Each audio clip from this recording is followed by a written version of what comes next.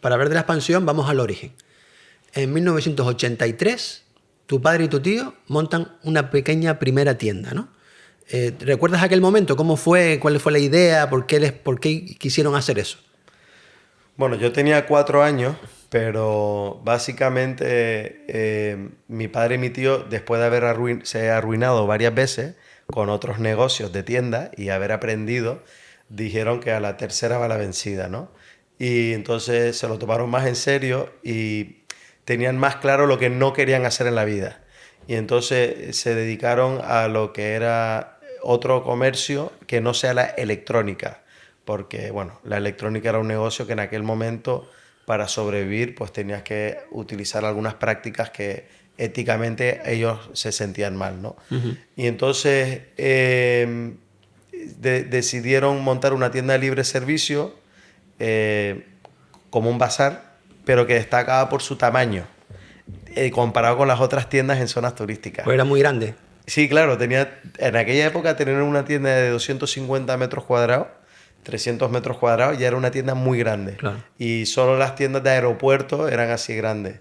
Y la idea pues surgió de decir, una tienda luminosa, espaciosa, libre servicio, donde el vendedor no te agobiaba, donde no había un mostrador, donde fuese todo mucho más fácil, ¿no?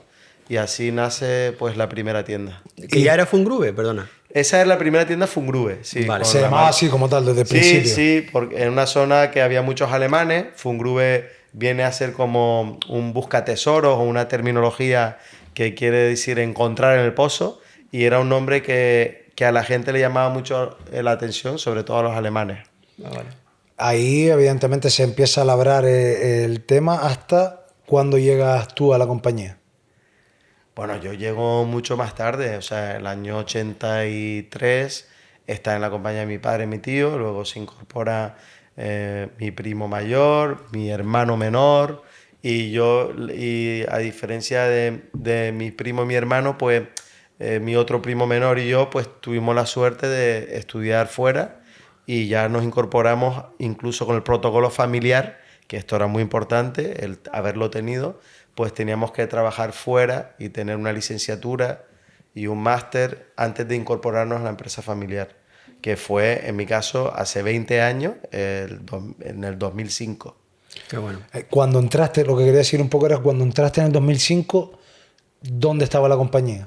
¿Cuántas tiendas tenía o cuánto facturaba o algo para decir, empezamos con una en el 83 y 2005, Sí, ¿dónde sí. estaba? 20 años más tarde. Sí, entonces teníamos 6 tiendas, 5 en Gran Canaria y una en Jandía, en Fuerteventura, que se abrió en el 2004, y facturábamos 35 millones de euros.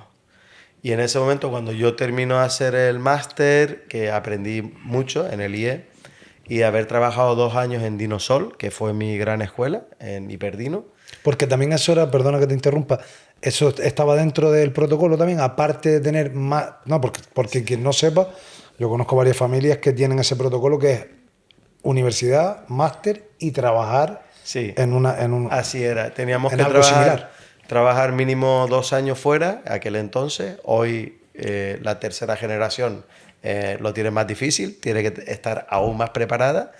Y en mi caso, pues trabajé en Dinosol en control de gestión y eso fue pues le digo, una gran escuela, y fue cuando me incorporé a la empresa familiar y por suerte, pues mi hermano, mi primo, mi tío y mi padre me escucharon lo que había aprendido y decidimos pues fichar a una persona que es Javier Puga como consejero independiente, que era consejero del mundo del retail, de negocio.